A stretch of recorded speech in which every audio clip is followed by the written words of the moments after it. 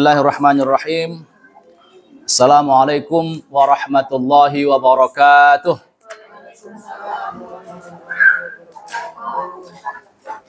Alhamdulillahi rabbil alamin wal aqibatu lil muttaqin wala udwana illa 'alal zalimin.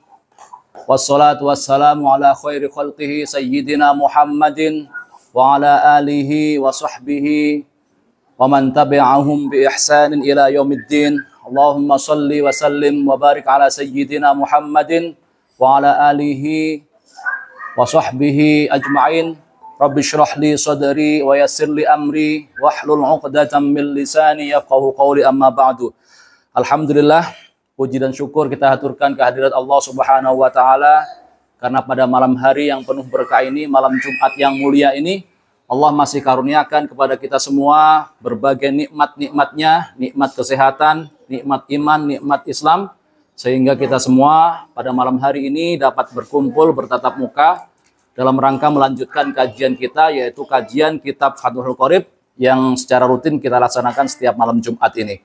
Salawat dan salam mari kita haturkan kepada junjungan kita Nabi besar Muhammad SAW, Nabi akhir zaman, manusia terbaik yang Allah ciptakan untuk menyempurnakan akhlak manusia.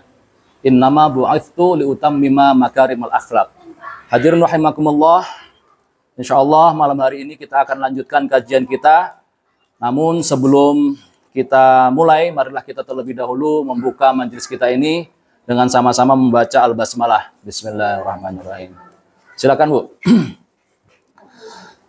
Selanjutnya marilah kita hadiahkan suratul Fatihah untuk muallif kitab ini, yaitu Syekh Muhammad bin Qasim Al-Ghazi dan juga Al-Allamah Al-Qadhi Syekh Abu Syuja' Al-Asfahani yang telah menulis, menyusun kitab ini dan juga memberi syarah penjelasan kitab ini, sehingga manfaatnya, ilmunya, barokahnya bisa sampai kepada kita semua. Semoga Allah Subhanahu wa taala jadikan amal beliau semua sebagai amal jariah yang pahalanya terus mengalir hingga yaumil akhir kelak. Ala hadhin niyah wa kulli niyatin shalihah wa ila hadratin nabiyil mustafa Muhammad sallallahu alaihi wasallam. Al-Fatihah. A'udzu billahi minasyaitonir rajim. Bismillahirrahmanirrahim. Iyyaka na'budu wa iyyaka nasta'in. Shiratal mustaqim. Shiratal ladzina an'amta 'alaihim. Selanjutnya kita hadiahkan suratul Fatihah juga untuk orang tua kita, keluarga kita, nenek kita, kakek kita, saudara-saudara kita yang sudah terlebih dahulu dipanggil oleh Allah Subhanahu wa taala. Semoga Allah terima semua amal ibadahnya, ampuni segala dosa-dosanya dan dijadikan tempatnya di tempat terbaik di sisi Allah Subhanahu wa taala. Ala hadhihi niyya wa kulli niyatin shalihah wa ila hadratin nabiyil mustafa Muhammad sallallahu alaihi wasallam. Al-Fatihah. A'udzu billahi minasyaitonir rajim. Iyyaka na'budu wa iyyaka nasta'in. Dan juga kita hadiahkan suratul Fatihah untuk keluarga kita, anak kita, orang tua kita, saudara-saudara kita, teman-teman kita yang saat ini sedang sakit, diuji oleh Allah dengan berbagai penyakit. Semoga Allah Subhanahu wa taala segera angkat penyakitnya, segera disembuhkan dari segala penyakit dan dikembalikan kondisinya sebagaimana semula. Ala hadhihi wa kulli niyatin shalihah wa ila hadratin nabiyil mustafa Muhammad sallallahu alaihi wasallam. Al-Fatihah. A'udzu billahi minasyaitonir rajim. Iyyaka na'budu wa iyyaka nasta'in. Shiratal mustaqim. Shiratal ghairil maghdubi 'alaihim waladdallin. Amin ya rabbal alamin. Baik, Bapak Ibu yang dirahmati Allah, malam hari ini kita lanjutkan kajian kita kitab Fathul Qorib, di mana pada pertemuan minggu lalu kita membahas tentang faslun fi ahkami sholatil istisqa. Pasal tentang sholat istisqa. Insya Allah sudah paham ya sholat istisqa ya Bu ya. Baik, kita pada malam hari ini insya Allah akan melanjutkan kajian kita pada bab yang baru, yaitu fi kaifiyati sholatil khauf, atau tata cara melaksanakan sholat khauf. Bapak Ibu sudah pernah dengar sholat khauf? Belum pernah ya? Belum ya? Nah, sholat khauf ini sebenarnya bukan sholat yang asing. Dan ini sholat yang sudah pernah dilaksanakan pula oleh Rasulullah ketika peperangan. Secara bahasa, sholat khauf itu artinya sholat ketakutan. Kenapa dinamakan sholat ketakutan? Karena memang dilaksanakan pada saat suasana takut. Yang dimaksud takut di sini bukan orangnya, ya, bukan orangnya, karena umat Islam, orang Islam itu tidak pernah takut berperang, malah dicari perang itu. Kalau ada kesempatan berperang, mereka akan ikut berperang untuk berjihad. Jadi tidak ada takut orang Islam itu. Yang dimaksud khauf di sini adalah suasana. Suasana ketika sholat itu dilaksanakan adalah suasana dalam keadaan takut, khauf. Peperangan, kemudian misalnya ada bencana besar, itu kan suasana yang menakutkan, khauf. Makanya disebut dengan khauf. Tapi kalau orangnya sendiri nggak takut, orang Islam itu. Bahkan dicari. Yang namanya perang itu, apalagi melawan musuh-musuh Islam, itu dicari karena pahalanya adalah syahid. Dan orang kalau mati syahid pasti masuk surga. Nah, jadi ini sholat khauf itu maksudnya adalah sholat dalam kondisi keadaan takut, bukan orangnya yang takut. Wal aslu fi sholatil khauf qauluhu subhanahu wa ta'ala, dan ini ada dasarnya, ada perintahnya di dalam Al-Quran, yaitu wa idza kunta fihim fa aqamta lahumus shalah, yaitu surat An-Nisa ayat 102 itu. Apabila engkau, wahai Muhammad, berada di tengah-tengah mereka dan engkau mendirikan sholat bersama mereka dalam keadaan perang, ada ayat lengkapnya di surat An-Nisa 102. Wa syuri'at fis sana as-sadisah minal hijrah. Sholat khauf itu disyariatkan pada tahun ke-6 Hijriyah. Kita mulai, saya bacakan terlebih dahulu matan dari kitab ini. Qala al-musannif rahimahullah wa nafa'ana bihi wa bi'ulumihi amin ya rabbal alamin. Wa innama afradahal musannif an ghairiha minas sholawat bitarjamatin li'annahu yahtamilu fi iqamatil fardi fil khawfi ma la yahtamilu fi ghairihi. Jadi penulis kitab ini membahas sholat khauf ini secara terpisah dibanding sholat-sholat yang lain. Kemarin kita bahas sholat Idul Fitri, Idul Adha. Kemarin kita bahas sholat istisqa. Sebelumnya sholat Jumat dan lain sebagainya. Nah, penulis sengaja memisahkan sholat khauf ini, pembahasannya secara tersendiri. Karena kenapa? Li'annahu yahtamilu fi iqamatil fardi fil khawfi ma la yahtamilu fi ghairihi. Karena ada beberapa hal di dalam sholat khauf, ya, sholat fardu khauf ini, yang tidak ada di dalam sholat-sholat yang lainnya. Di mana di dalam sholat khauf ini ada beberapa hal yang didispensasi dibanding sholat-sholat fardu yang lain. Jadi sholat khauf ini, Bu, ini sebenarnya bukan jenis sholat tersendiri. Karena yang dilaksanakan itu sebenarnya sholat-sholat wajib. Kenapa dinamakan khauf? Kondisinya saja. Jadi gini, misalnya nih kita berperang, ya, dalam kondisi perang. Nah, ketika tiba waktu sholat, misalnya perangnya waktu zuhur. Kemudian masuk waktu zuhur, azan, Allahu Akbar, Allahu Akbar. Nah, sholatnya itu sholat zuhur sebenarnya, gitu loh. Sholatnya sholat zuhur, bukan sholat khauf, tapi kondisinya dalam keadaan perang, sehingga disebut sholat khauf. Tapi sholatnya yang kita laksanakan itu sholat zuhur, gitu ya. Ini sebutannya sholat khauf. Tapi memang tata caranya berbeda. Ada tata cara khusus untuk sholat khauf ini. Wa sholatul khawfi anwa'un katsiratun tablughu sittata adrubin kama fi sahihi Muslim. Sholat khauf itu ada banyak bentuknya. Ada banyak tata caranya. Bahkan sampai mencapai sittatu adrub. Ada 6 cara. Kama fi sahihi Muslim. Sebagaimana disebutkan dalam kitab Sahih Muslim. Kalau kita mengkaji kitab Sahih Muslim, kitab hadis ya, di sini ada nggak itu kitab Sahih Muslim? Oh, nggak ada. Adanya Riyadhus Shalihin. Ya, nggak ada Sahih Muslim. Nah, kalau kita mengkaji kitab Sahih Muslim, itu akan disebutkan di dalam Sahih Muslim itu setidaknya 6 cara melaksanakan sholat khauf. Iqtasaral musannif biha ala thalathati adrubin. Tetapi penulis di dalam kitab ini hanya menyampaikan 3 saja untuk mempersingkat. Karena kalau 6 itu banyak sekali caranya nanti. Nah, 3 saja yang kita ambil yang akan dijelaskan dalam kitab ini. Ahaduha an yakunal aduwu fi ghairi jihatil qiblah. Yang pertama di luar arah kiblat. Wa huwa qalilun wa fil muslimina kathratun bihaitsu tuqawimu kulli firqatin minhum al adu. Yang pertama, cara yang pertama adalah manakala musuhnya tidak berada di arah kiblat. Berarti bukan, misalnya kan kita sholat begini, menghadapnya kan kiblat. Berarti bukan di arah barat dia. Bisa di utara, bisa di selatan, bisa di timur, begitu ya. Dan musuhnya itu jumlahnya cuma sedikit. Wa fil muslimina kathratun bihaitsu tuqawimu kullu firqatin minhum al-adu. Sedangkan jumlah umat Islam itu banyak sehingga setiap kelompok dari umat Islam itu bisa menangani, menghadapi musuh. Jadi bisa dibagi-bagi umat Islamnya itu karena jumlahnya banyak. Dalam kondisi seperti ini apa yang harus dilakukan? Caranya seperti apa? Fayufarriquhum al-imam firqataini firqatan taqifu fi wajhil adu tahrusuhu wa firqatun taqifu khalfahu ay al-imam.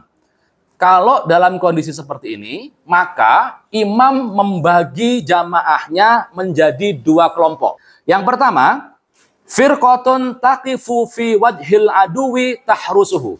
Kelompok pertama itu menjaga musuhnya, di mana musuhnya berada. Misalnya nih, saya imam, kemudian saya membagi pasukan saya menjadi dua kelompok. Yang pertama adalah kelompok yang mengawasi musuh. Misalnya musuhnya di sebelah sini. Maka kelompok yang pertama itu saya perintahkan untuk berjaga-jaga menghadapi musuh, menghadap ke sana. Musuhnya di sana ya. Saya perintahkan membuat shaf, berdiri, menghadap ke sana. Menjaga musuh, mewaspadai serangan musuh. Itu yang pertama. Kemudian wa firqatan taqifu khalfahu ay al-imam. Dan kelompok yang kedua itu berdiri di belakang saya sebagai makmum. Silakan Om Dali. Ya, berdiri di belakang saya untuk menjadi makmum saya. Itu kelompok yang kedua. Fayusalli bil firqah allati khalfahu rak'atan thumma ba'da qiyamihi rak'ah tsaniyah tatimmu li nafsiha baqiyata sholatiha. Kemudian setelah di belakang saya ini siap, yusalli bil firqah allati khalfahu rak'atan. Maka imam itu sholat terlebih dahulu bersama makmum yang ada di belakangnya dia tadi. Jadi makmum yang atau pasukan yang berada di belakang saya itu sholat terlebih dahulu dengan saya. Sampai kapan? Sampai rokaat pertama. Ya, jadi sampai rokaat pertama masih bareng terus. Mulai dari takbiratul ihram, kemudian ruku, kemudian sujud, sampai bangkit lagi dia masih bareng terus bersama kelompok yang di belakang saya, makmum yang di belakang saya. Nah, yang tadi kelompok yang satu menjaga musuh ngapain? Ya diam aja dulu di situ. Dia belum sholat. Dia belum sholat, masih menjaga musuh, menghadap ke arah musuh. Tsumma ba'da qiyamihi lirrak'ah ats-tsaniyah tatimmu li nafsiha baqiyata sholatiha. Setelah kemudian imam itu bangkit dari rukuknya untuk melaksanakan rakaat kedua, misalnya setelah sujud kan bangkit lagi masuk ke rakaat kedua kan. Nah, ketika rakaat kedua itu imam diam dulu. Sementara makmum yang di belakang dia itu menyempurnakan sholatnya. Nah, sholat khauf itu berapa rakaat? Sholat khauf itu seperti sholat qashar. Kalau ketika itu sholatnya sholat zuhur, berarti sholat 2 rakaat. Kalau sholat asar 2 rakaat, isya 2 rakaat. Tapi kalau maghrib tetap 3. Jadi di qashar, sholatnya jadi 2. Kalau yang 4 rakaat, subuh tetap 2. Ya, misalnya sholat zuhur, berarti kan sholat 2 rakaat karena menjadi pendek di qashar. Jadi ketika sudah bangkit dari sujud, imam berdiri lagi begini, makmum yang di belakang dia tadi itu sholat sendiri, Bu. Paham ya? Sholat sendiri menyempurnakan sholatnya sampai rakaat kedua, sampai salam. Nah, sementara imam ngapain? Imam masih berdiri begini. Imam masih berdiri, makmumnya menyelesaikan sholat sendiri. Boleh dikasih komando oleh salah seorang dari mereka, Allahu Akbar, untuk menyamakan gerakan. Tapi bukan imam dia, tapi hanya mengompandoi saja. Allahu Akbar, ruku, sujud, sampai salam. Ya. Nah, setelah salam apa? Nih, kita lanjutkan dulu. Wa tamdi ba'da faraghi salatiha ila wajhil aduwi. Setelah dia selesai sholat, yang makmum tadi di belakang, setelah salam, dia langsung pindah ke arah gantian ke tadi kelompok yang menjaga musuh. Ya, kelompok yang menjaga musuh jadi gantian, dia pindah ke belakang imam. Dia sholat. Yang tadi sholat sudah selesai, gantian menjaga. Ngadep musuh begini, ya, waspada. Itu ya. Wa ta'ti at-ta'ifal ukhra tadi benar, ya. Yang kelompok kedua datang, allati kanat harisatan fir raqa'al ula, yang tadinya menjaga musuh di rakaat pertama, gantian datang, fayusalli al-imam biha raq'atan. Kemudian apa? Imam tadi kan nungguin. Karena makmumnya sudah datang, yang kelompok kedua datang, nah baru imam melanjutkan lagi. Allahu Akbar. Dia tunggu dulu. Dan langsung ruku. Tapi tunggu dulu dia kira-kira selesai baca Fatihah, baca surat pendek. Masih tunggu begini, baru kemudian kira-kira sudah selesai baca Fatihah, baca surat pendek, baru Allahu Akbar ruku. Ya. Ruku, kita lanjutkan dulu. Fa yusalli al-imam biha raq'atan fa idza jalasa al-imam litasyahhud tufariquhu wa tatimmu li nafsiha. Nah, imam melanjutkan rakaatnya sampai kapan? Sampai tasyahud. Berarti kan dia imam duduk tasyahud yang kedua dan terakhir. Rakaat terakhir kan, tasyahud. Tapi dia nggak salam dulu, Bu. Kenapa nggak salam dulu? Karena makmum yang baru datang tadi baru satu rakaat kan?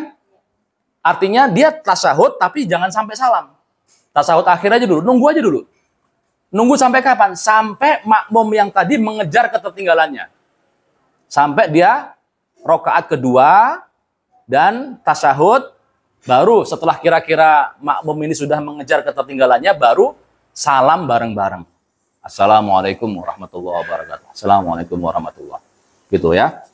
Kita lanjutkan dulu. Wa tatimmu li nafsiha tsumma yantaziruha al-imam wa yusallimu biha. Ya. Imam nungguin sampai makmum itu kira-kira selesai tasyahud dan baru salam bareng-bareng. Wa hadhihi salatu Rasulillahi sallallahu alaihi wasallam bidzatir riqa summiyat bidzalika li'annahum raka'u fiha rayatahum wa qila ghairu dzalika. Ini salat ini pernah dilaksanakan Rasulullah pada saat perang di daerah Dzatur Riqa, ya. Jadi pernah dilaksanakan oleh Rasulullah. Begini cara Rasulullah ketika musuhnya tidak berada di arah kiblat. Paham, Bu, ya? Jadi salat khauf yang pertama, ini model yang pertama, cara yang pertama, ketika musuhnya tidak berada di arah kiblat. Anggap saja di arah sana itu arah mana, Bu? Utara apa selatan? Hah?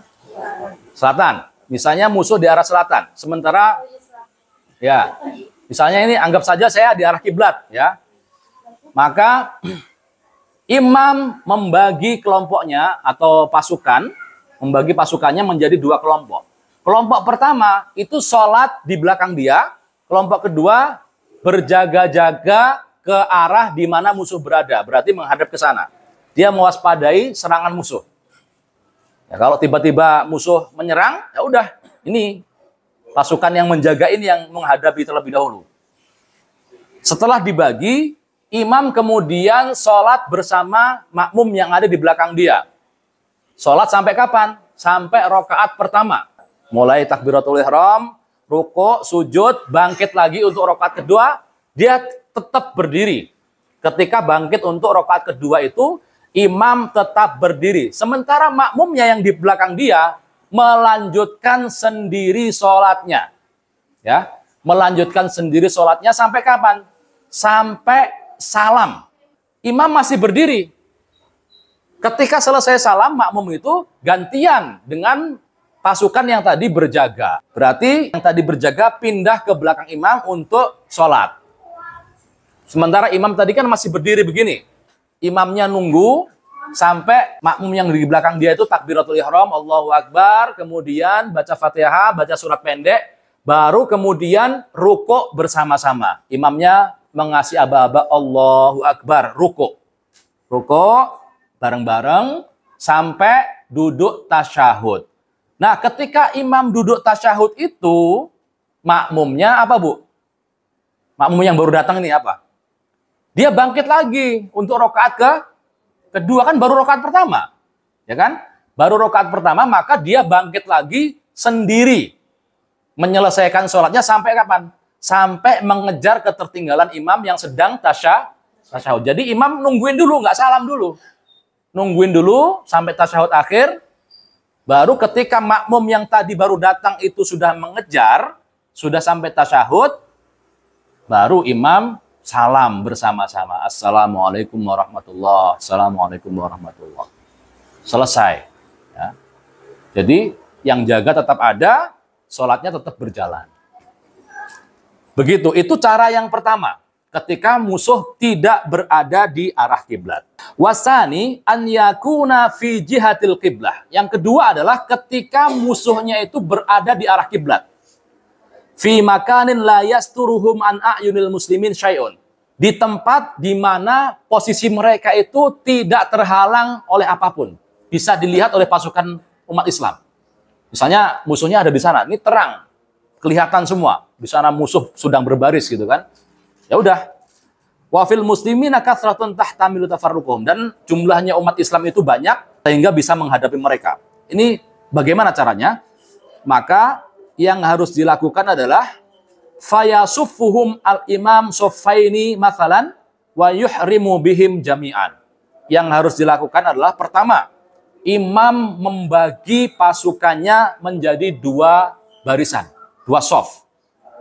Ya, sof di belakang dia satu, di belakangnya lagi satu. Fa idza sajadal imam fir raka'al ula sajada ma'ahu ahadus soffaini sajdataini. Ketika kemudian imam itu sudah rukuk dan sujud di rakaat pertama, sajada ma'ahu ahadus soffaini. Sof yang pertama itu ngikutin dia. Jadi sama. Rakaat pertama itu sof yang pertama yang di belakang dia persis, rukuk juga, sujud juga, ngikutin. Wa waqafa soful akhar yahrusum. Sementara sof yang kedua yang di belakangnya sof pertama itu dia tidak ngikutin, Bu. Tetap berdiri dia. Ketika makmum atau sof yang pertama itu sudah rukuk dan sujud, yang di belakang tetap berdiri dulu, ngawasin musuh, Bu. Karena musuh kan di depan kita. Jadi dia waspada yang di belakang kita itu.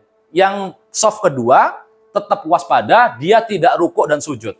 Bahaya nanti kalau misalnya semuanya ikut rukuk, ikut sujud. Ketika rukuk begini diserang panah. Serat, habis kita. Ya. Fa idza rafa'al imamu ra'sahu sajadu walahiquhu. Nah, ketika kemudian imam itu sudah bangkit dari sujud, ya, berarti sudah bangkit ke rakaat kedua, baru kemudian sof yang kedua tadi ngikutin, mengejar ketertinggalannya. Paham, Bu, ya? Jadi, saya ulangi, ini cara yang kedua di mana musuhnya itu berada di arah kiblat dan tidak terhalang pandangan kita oleh apapun. Maka imam membagi dua kelompok, dua sof. Sof barisan pertama dan sof barisan kedua. Ketika sholat, takbiratul ihram, itu semua makmum yang di belakang dia ngikutin. Ya, semuanya masih ngikutin nih. Sof pertama, sof kedua ngikutin. Sampai kapan? Sampai kemudian rukuk dan sujud. Ketika rukuk dan sujud, sof yang nomor dua, sof kedua itu tidak mengikutin.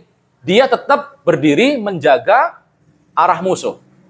Yang ikut hanya sof yang pertama, rukuk dan sujud.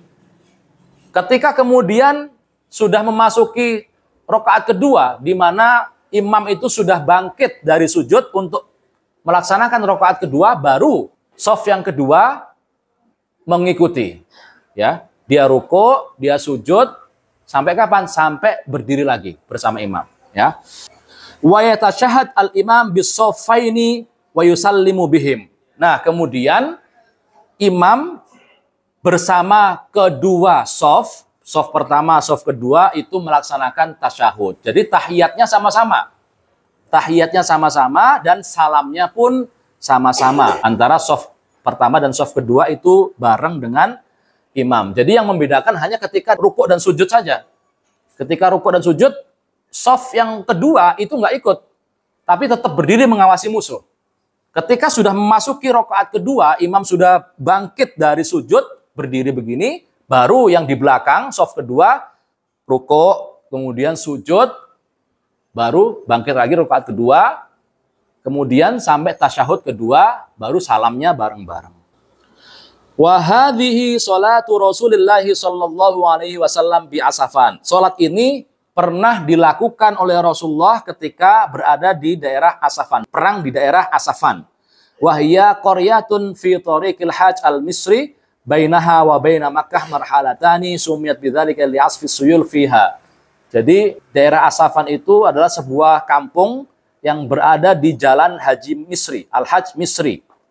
Bainahuma wa baina Makkah marhalatani. Antara daerah tersebut dan daerah Makkah itu sekitar 2 marhalah. Summiyat bidzalika li'asfi suyul fiha. Dinamakan dengan Asafan karena di daerah tersebut pernah terjadi banjir bandang.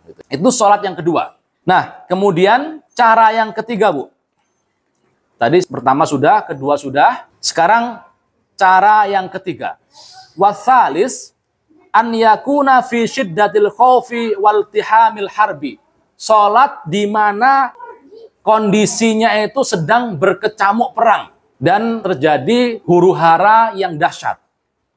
Kulit sama kulit saling bersentuhan. Artinya saking kondisinya itu memang berkecamuk perang itu. Kalau zaman dulu kan perang itu kan pakai pedang ya, Bu ya. Pedang ketemu pedang. Kulit bisa ketemu kulit kan gitu.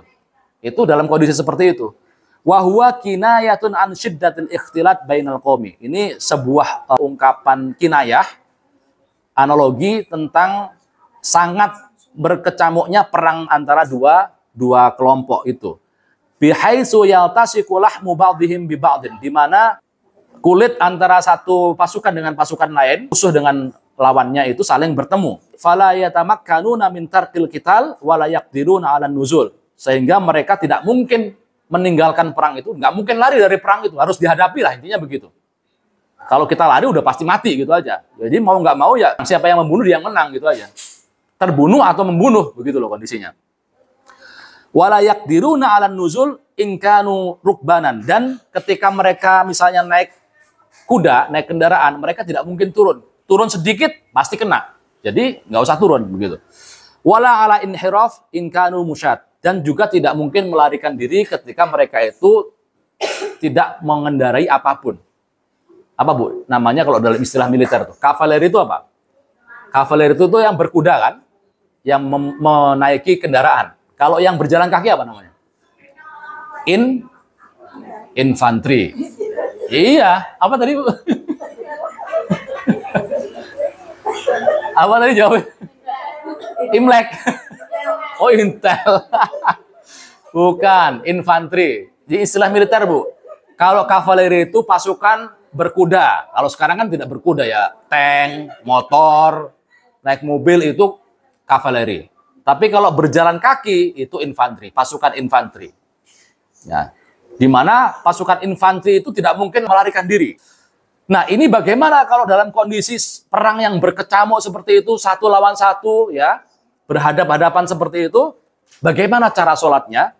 Fayusalli kullun minal qaumi kaifa amkanahu rajilan aw masyian aw raqiban mustaqbilal qibrah wa ghairu mustaqbilin laha.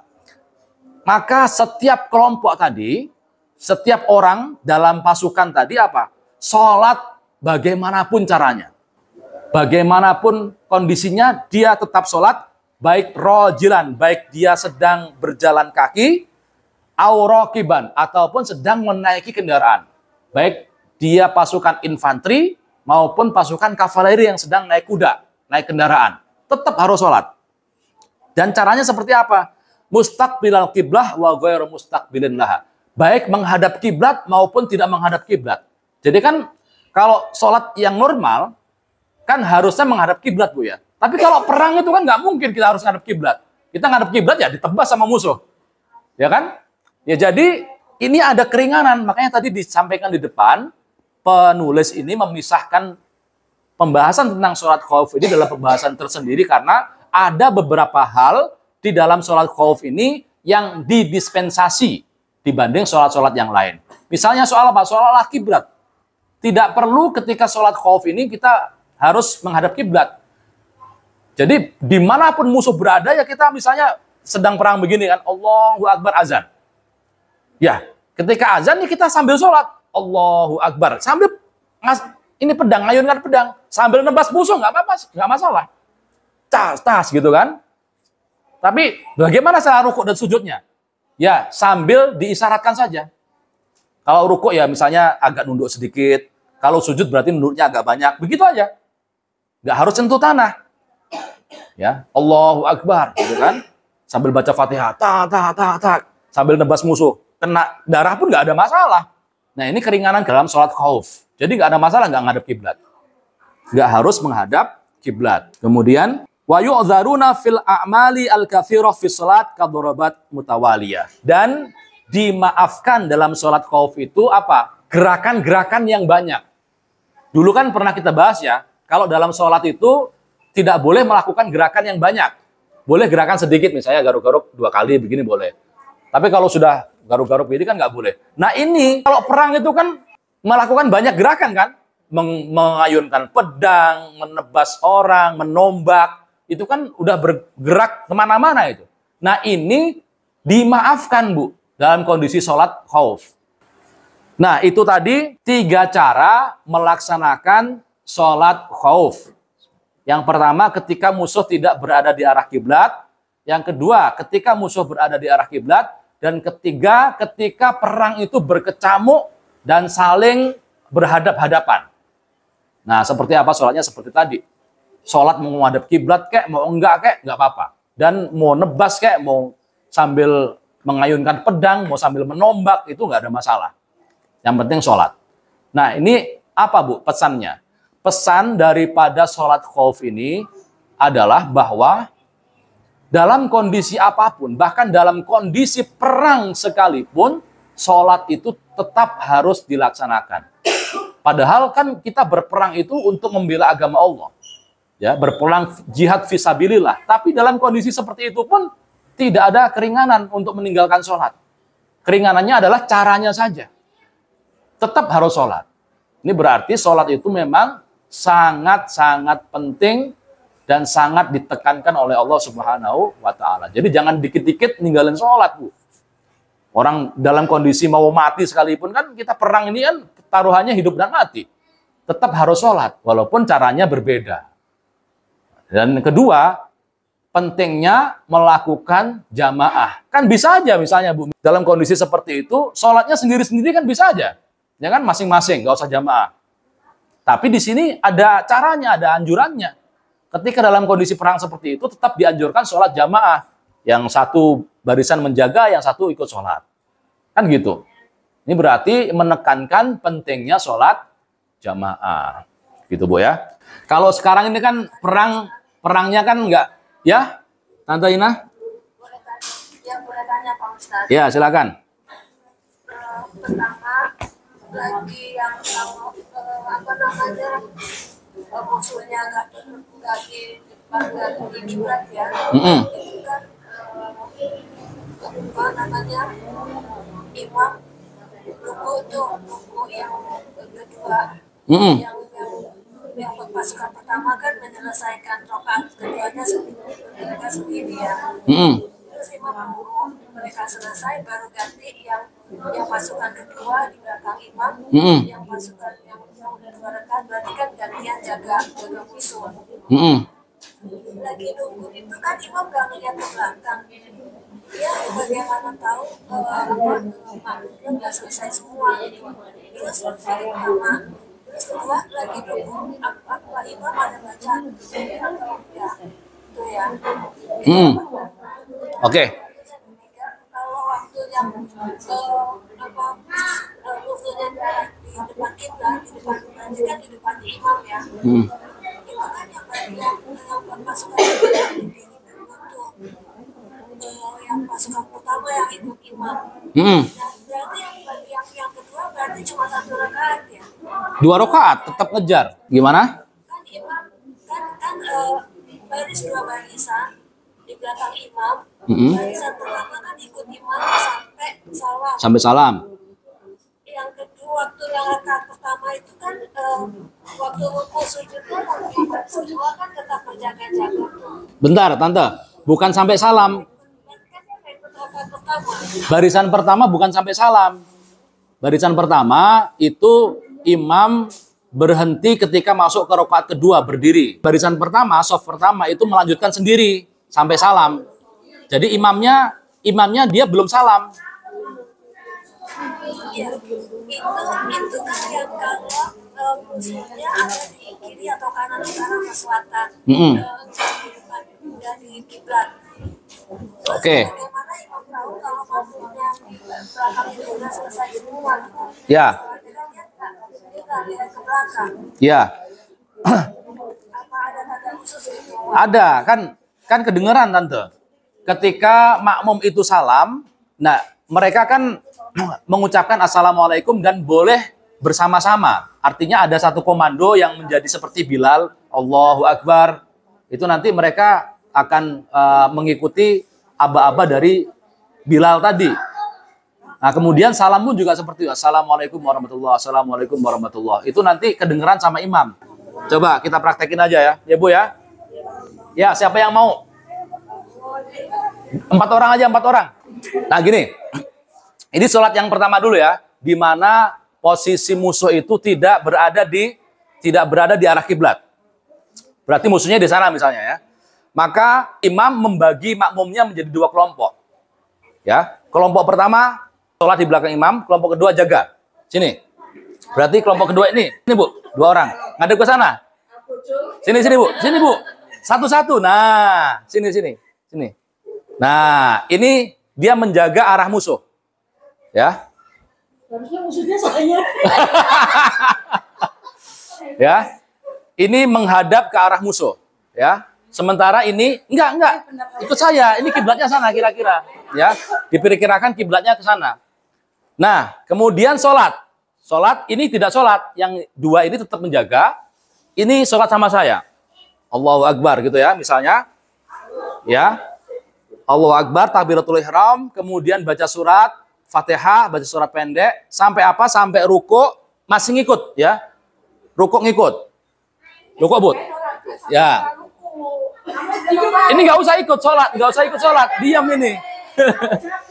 Ya, ruku, kemudian bangkit dari ruku, kemudian sujud, ya, masih ngikutin ya. Sujud ngikutin, masih ngikutin. Ya, kemudian bangkit ke rakaat kedua. Ini masuk ke rakaat kedua. Nah, ketika masuk ke rakaat kedua seperti ini, maka saya tetap berdiri, ini yang berada di belakang saya, lanjutkan sholatnya. Lanjutkan sholatnya sampai kapan? Sampai selesai. Sampai 2 rakaat, sampai salam. Ya. Nah, saya tidak salam, saya masih berdiri begini posisinya. Ya, masih berdiri, dan saya masih nunggu apa? Nunggu dia selesai. Oke, misalnya salam. Coba, assalamualaikum. Ya, assalamualaikum. Berdiri aja. Duduk juga boleh sih, ngesok. Ya, ini anggap saja sedang tahiyat ya. Coba, assalamualaikum. Nah, langsung pindah ke sana. Gantian. Nah, jaga. Gantian yang 2 orang jaga. Nah, ini ikut sholat. Saya kan tadi masih berdiri. Dan saya masih di posisi masuk rakaat kedua kan. Nah, yang baru gabung berarti rakaat pertama kan. Nah, saya sudah rakaat kedua. Nah, saya ini nunggu dulu nih. Saya nggak langsung ruku, saya menunggu kira-kira yang baru datang ini baca surat Al-Fatihah sama surat pendek. Ya, kira-kira ya selesai baca Fatihah, surat pendek, baru saya kemudian ruku. Allahu Akbar, baru ngikutin. Ya, Allahu Akbar. Kemudian saya bangkit dari ruku. Allahu Akbar, sami Allahu liman hamidah, ngikutin. Ya. Kemudian saya sampai tasahud, tahiyat. Ngikutin juga masih. Ya kan? Saya ketika duduk tahiyat kan berarti ibu masih rakaat pertama. Berarti nggak ikut tahiyat. Langsung berdiri. Ya kan, rakaat pertama masih. Ya kan? Ketika saya tahiyat begini, rakaat kedua, saya duduk, ibu jangan duduk. Langsung berdiri lagi, melanjutkan rakaat kedua sampai ngejar saya sedang tahiyat. Ya, saya tahiyat, saya nunggu dulu. Saya lamain memang, saya nunggu ya, saya nunggu di. Saya nunggu sampai dia ngikut tahiyat. Kira-kira sudah selesai tahiyat, baru kita salam bareng-bareng. Assalamualaikum warahmatullahi wabarakatuh. Ibu ngikut. Ke saya. Assalamualaikum warahmatullahi wabarakatuh. Assalamualaikum warahmatullahi wabarakatuh. Baru selesai, ya. Baru perang. Baru perang malam Jumat. Belum Bu. Belum. Ini baru yang pertama.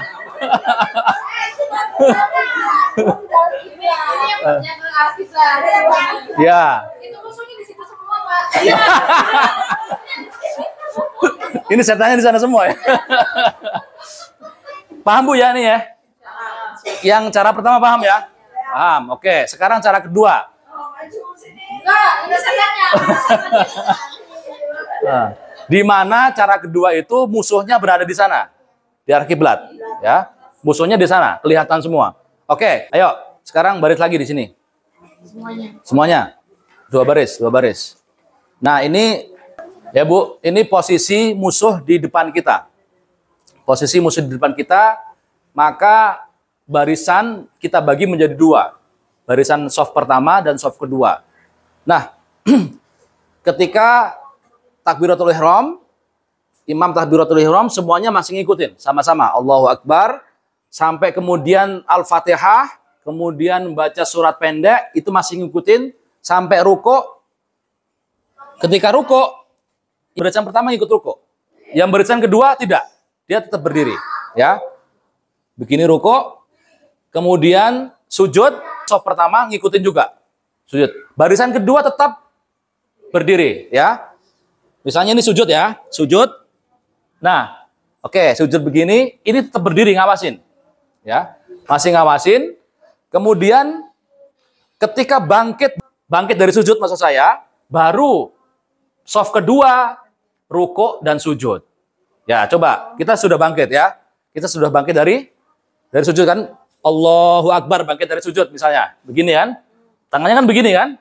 Nah, baru yang kedua ikut ruko sendiri. Ruko, sujud, sujud terus. Sujud, bangkit dari sujud. Baru kemudian kan sudah berdiri lagi sama-sama. Berarti sudah masuk ke rokaat kedua. Nah, di rokaat kedua juga sama. Allahu Akbar lagi, ruko.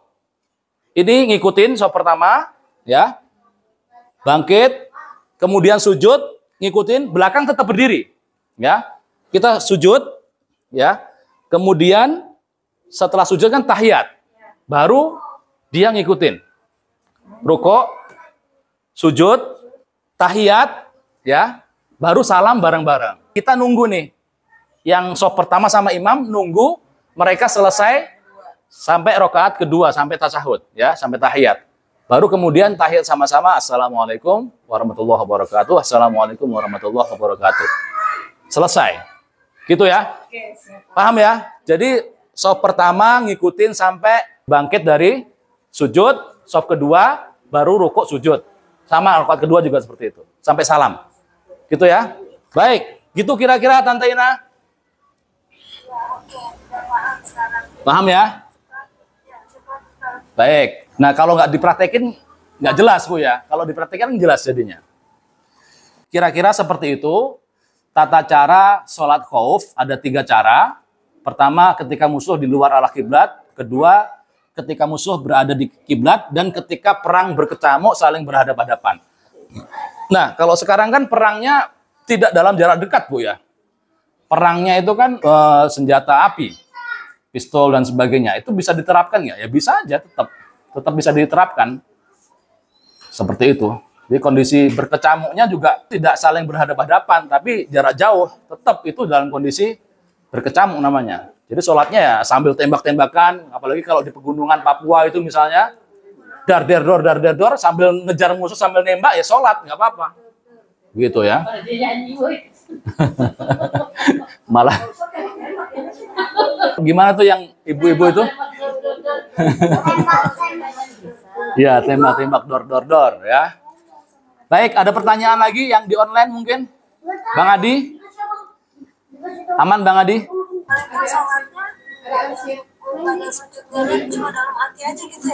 Ya, kalau dalam kondisi perkecamuk perang, rukuk dan sujudnya seperti apa? Itu dengan isyarat. Ketika rukuk misalnya ya dia cukup menundukkan kepala sedikit. Allahu Akbar. Kalau sujud menunduknya agak agak dalam, begitu saja, memberi isyarat. Itu pun kalau memungkinkan. Kalau enggak ya bagaimana yang memungkinkan dia saja. Ya, dibayangkan dalam hati bisa. Betul, betul, betul. Intinya bagaimana kita bisa sholat ketika perang. Dan itu bisa dikembalikan kepada kemampuan kita masing-masing. Yang penting sholat di dalam perang itu. Baik menghadap kiblat maupun tidak, baik dengan isyarat maupun tidak. Tetap yang penting sholat, begitu ya.